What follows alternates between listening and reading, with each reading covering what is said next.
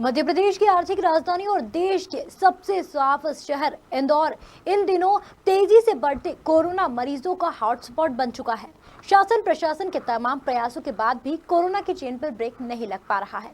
पिछले 24 घंटों में 468 नए मरीज सामने आए हैं, वहीं 6 मरीजों की मौत हुई है। वहीं तेजी से फैलती कोरोना महामारी को लेकर खबर मध्य प्रदेश की टीम आज स्वास्थ्य विभाग पहुंची, जहां हमारे संवाददाता शकील सिकंदर स्वास्थ्य कर्मियों से बातचीत कर रहे हैं। भूमिका, एक बार फिर खबर मध्य प्रदेश की टीम पहुंची है इंदौर के स्वास्थ्य विभाग के कार्यालय पे, और यहां पहुंचने के पीछे हमारा जो मकसद है वो सिर्फ एक है कि शहर का जो आमजन है वो कहीं ना कहीं अपनी जिम्मेदारियों को समझे, और अपनी जिम्मेदारियों को समझने के बाद में जो शासन की जो गाइडलाइन है उसको पूरा करे। फिर हम अपनी बात की शुरुआत यहाँ से करते हैं। स्वास्थ्य विभाग में यूँ तो जितने भी विभाग इससे कनेक्टेड हैं, जितने विभाग इनसे मिले हुए हैं, वो सब अपना 100% देने का प्रयास कर रहे हैं। हमारे साथ जो इस वक्त में एक टीम वर्क कर रही है जो सैंपलिंग का काम करते हैं, उसके एक मेंबर हमारे साथ हैं। क्या नाम है आपका? जी सर, मेरा नाम डॉक्टर ब्रज पटेल है। पटेल साहब, आप जो वर्क कर रहे हैं एक्चुअली वो वर्क क्या है, और वो वर्क करने के बाद में आप किसको रिपोर्ट करते हैं? सर हम लोग ऐसे मेरे जैसे ऐसे मैं उसका टीम का पार्ट हूँ। ऐसे 100 से ज़्यादा टीम है और हम लोग सैम्पलिंग का कार्य कर रहे हैं, कोविड की जो जांच करने जाते हैं जी। तो सर 100 से ज़्यादा टीम है, अलग अलग बटी हुई हैं। अपने जो एसडीएम है इंदौर के सर लोग हैं, सबके थाने को टीम दी गई है, सब थाने पे एक एक दो टीम दी गई है सैम्पलिंग की। और मैं हो गया 4 ऐसे 4 लोग हैं जो रिजर्व टीम में यहाँ पे, तो वो अलग संभालते, जो यहाँ पे डायरेक्ट जो कंप्लेंट करते हैं तो उनकी जाँच हम जाके करते हैं जी। डॉक्टर साहब, पिछले कितने वक्त से इस महामारी में आप अपना योगदान दे रहे हैं? सर मुझे इसमें 5 महीने हो चुके हैं। मैं 31 मार्च को आया था लॉकडाउन के टाइम, जब से मैं लगा हुआ हूँ अभी तक। 31 मार्च 2020 से जब से कंटिन्यू रखा है मैंने अभी तक।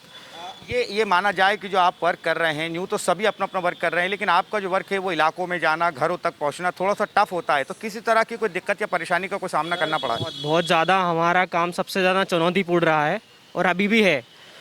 गर्मियों के टाइम पे पीपी किट पहन के इतनी गर्मी में 100 सैंपल लेना, एक तो वो अपने आप अलग चुनौतीपूर्ण था। उसके बाद फिर जब लॉकडाउन खुल गया, उसके बाद फिर घर घर जाके सैंपल लेना, लोगों के रिएक्शन को अपन को झेलना।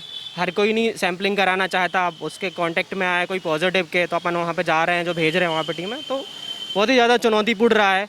मैं तो खुद इवन कई बार गाली गलौच या मारपीट का शिकार हुआ, मतलब इस तरह से जी। पटेल साहब, वो सब हो जाने के बाद भी आप लगातार सेवाओं में लगे रहे। अभी अगर एक लाइन में बात की जाए कि ये कोविड मतलब जो इसके बढ़ते आंकड़े हैं, इसको रोकने का एकमात्र प्रयास क्या होना चाहिए, जनता को क्या करना चाहिए, तो उस पर क्या कहेंगे? सर एकमात्र प्रयास तो ऐसा फिर तो वो हो गया वैक्सीन वाला।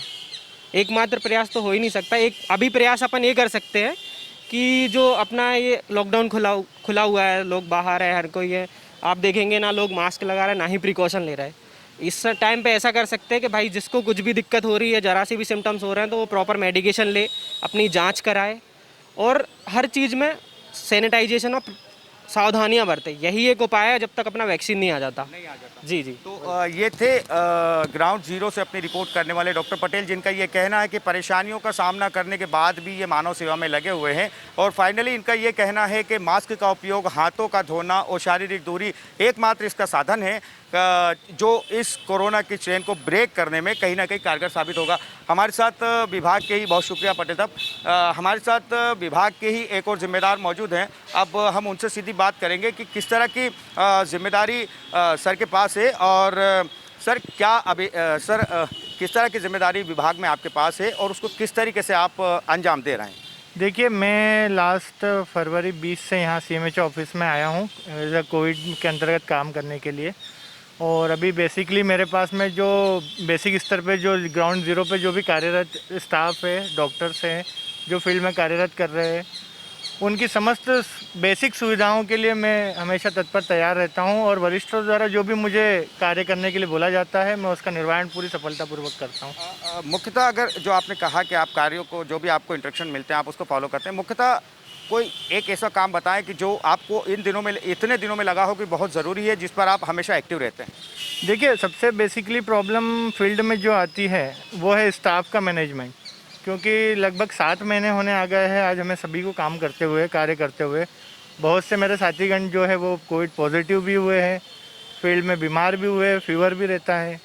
कुछ स्टाफ्स की प्रॉब्लम ये रहती है डॉक्टर्स की, उनके साथ में जो पैरामेडिकल स्टाफ है उन्हें भी कुछ प्रॉब्लमें आई है, तो उनकी जगह दूसरा स्टाफ देना, डॉक्टर की जगह दूसरा स्टाफ को लगाना, ये मैनेजमेंट करना सबसे महत्वपूर्ण होता है, क्योंकि हम कार्य रोक नहीं सकते हैं वहाँ पे, और उसका मैनेजमेंट सबसे युद्ध स्तर पर करना पड़ता है हम लोगों को, क्योंकि कार्य को रोका नहीं जा सकता, उसे कंटिन्यू करना रहता है।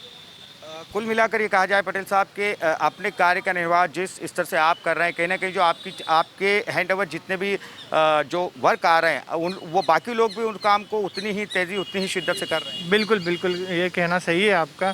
हमारे जितने भी वरिष्ठ अधिकारी है वो भी लगभग पिछले 7 महीने से कंटिन्यू लगे हुए हैं। इवन मैंने और मेरे जो वरिष्ठ अधिकारी उन्होंने आज तक एक भी छुट्टी नहीं ली है।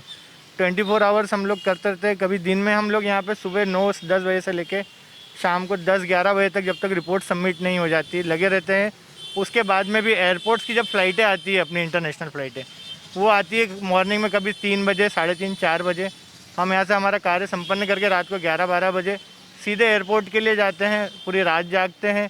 सुबह 7:30 बजे तक एयरपोर्ट की फ़्लाइटें क्लियर करते हैं इंटरनेशनल को, और पुनः सुबह 11 बजे अपने कार्यस्थल पर आ जाते हैं। प्रमोद जी, हमारे चैनल के माध्यम से शहरवासियों को इस बीमारी में अपना किस तरह से योगदान होना चाहिए, इसको रोकने में, उसको लेकर क्या कहें? देखिए, अभी देखा जाए तो सैम्पलिंग जो है अपने शहर में वो बहुत ज़्यादा बढ़ गई है। उस कारण से उसका बेसिक स्तर ये है कि पॉजिटिवनेस भी बढ़ेगी, और वो बढ़ेगी भी, क्योंकि जांचें जितनी जल्दी होगी, कोविड का पेशेंट उतनी जल्दी पकड़ में आएगा और उसका अपन इलाज कर सकते हैं। इस कारण से अगर पॉजिटिव केसेस ज़्यादा आ भी रहे हैं तो उससे घबराने की कोई आवश्यकता नहीं है। अपनी सोशल डिस्टेंसिंग अभी सभी लोग आपस में बना के रखें। मार्केट ओपन है पूरी तरीके से, लेकिन उसका दुरुपयोग ना करें, ठीक है। आपको जो भी परचेसिंग करना है, आपके नज़दीकी जो दुकानदार है, नज़दीकी जो अपने क्लिनिक्स है, वहाँ पे अपन अपने डॉक्टर्स को दिखा सकते हैं। कुछ चीज़ें जो भी परचेस करना, मॉल वगैरह में जाने से बचे। अभी इवन राजवाड़ा में भी आप देखते हैं बहुत ज़्यादा भीड़ है। मेरा निवेदन यही है कि ज़रूरी नहीं है राजवाड़ा जाके ही शॉपिंग करें। आपके आसपास की दुकानें हैं, आप जिस भी एरिया में रहते हैं वहाँ पे आज इंदौर इतना ज़्यादा बढ़ चुका है कि जहाँ भी जिस क्षेत्र में भी जाएंगे उस क्षेत्र में आपको आपके पास में मार्केट ज़रूर अवेलेबल मिलेगा। तो आप वहाँ से परचेसिंग करें, वहीं अपने पास में रहो, सोशल डिस्टेंसिंग बना के रखें।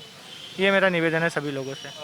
ये थे प्रमोद जी, जो कि एक बड़ी जिम्मेदारी स्वास्थ्य विभाग में रहकर पिछले 7 महीनों से निभा रहे हैं, और इन्होंने एक अपील भी की है, और हम भी अपील करते हैं जनता से कि जो भी स्वास्थ्य विभाग, जिला प्रशासन, पुलिस प्रशासन या अन्य जो भी मानव हित में काम करने वाली संस्थाएं हैं जो बता रहे हैं, उसको फॉलो करें। बहुत शुक्रिया आपका। इस पूरे कोविड-19 के चलते एक बड़ा और मामला, बड़ी एक चीज़ और सामने आई थी कि हमारे यहाँ इंदौर में जो स्टाफ है, उसके अलावा हमारे वहाँ इंदौर में वर्क करने के लिए बाहर से भी डॉक्टर्स, पैरामेडिकल और अन्य स्टाफ मंगा गया, जिसकी जिम्मेदारी क्या जिम्मेदारी आपके पास है शहर में, स्वास्थ्य विभाग में, और किस तरह से आप उसका निर्वाह कर रहे हैं? सर, मेरे पास हम स्थापना देख रहे हैं, मैं और जगदाले जी।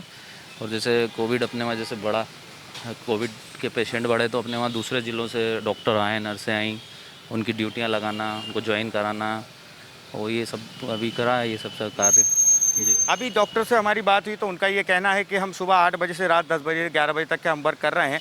तो क्या ये आपका जो शेड्यूल है, जो टाइम पीरियड है, लगभग आपका भी इतना ही है? सर, पिछले 6-7 महीने से मेरे को ऐसा नहीं लगता कि जिस दिन मैं ऑफिस नहीं आया हूँ, या जो भी महत्वपूर्ण जगह पर बैठे हैं वो ऑफिस नहीं आए। पिछले 6-7 महीने से बच्चों से भी अलग क्वारंटाइन रह के अलग कमरे में रह रहा हूँ, और ऐसे बहुत से साथी होंगे जो वो भी यही कार्य कर रहे होंगे, क्योंकि डर हमें भी बना हुआ है। लगभग अगर बात की जाए कि इंदौर के बाहर से आने वालों की संख्या, जो हमारा स्टाफ है, वो कितनी होगी, और अभी तक के जो स्टाफ है क्या वो पर्याप्त है, क्या कहेंगे? स्टाफ तो पर्याप्त, मतलब ऐसा लगता है कि थोड़ा और स्टाफ होना चाहिए हमारे पास, क्योंकि कहीं ना कहीं तकलीफ़ तो आती है ना, क्योंकि वर्किंग की भी एक व्यक्ति की कैपेसिटी है। आज मेरे से आप सुबह 8 बजे बुलाओगे, मैं 10 बजे तक कर लूँगा, 10 बजे से 12, पर ऐसा है कि मैं रोज़ मुझे भी रेस्ट चाहिए। और जो अपने जो डॉक्टर्स और ये इस स्टाफ नर्स है, या जो भी उस कार्य में संलग्न है, वो तो मेरे ख्याल से बेचारे मतलब बहुत ही परेशान हो चुके हैं कि यार है ना, मतलब कुछ तो रेस्ट मिले हमें। तो स्टाफ की तो आवश्यकता, मुझे लगता है कि अल्टरनेट स्टाफ की व्यवस्था होना चाहिए। बहुत जिम्मेदार व्यक्ति हैं स्वास्थ्य विभाग के स्थापना में आप पदस्थ हैं, और ये जो पीड़ा है, ये इसको पीड़ा नहीं कहेंगे। दरअसल ये बड़े दिल से एक बात कही गई है कि टीम बड़ी होगी तो वर्क बढ़कर होगा, अभी जो लोग यहाँ पे अपनी सेवाएं दे रहे हैं, जितना भी स्टाफ अपनी सेवाएं दे रहा है, वो सब संतुष्ट है और मानव सेवा में लगा हुआ है। बहुत शुक्रिया हमसे बात करने के लिए। रजत, शहर में हम जहाँ खड़े हैं, ये शहर का वो इलाका है जिसे शहर का मध्य भी कहा जाता है। तो आइए हमारे दर्शकों को इस यहाँ की कुछ तस्वीरें हैं जिनसे शहरवासियों को, या हम ये कहें कि हमारे दर्शकों को हम रूबरू कराते हैं।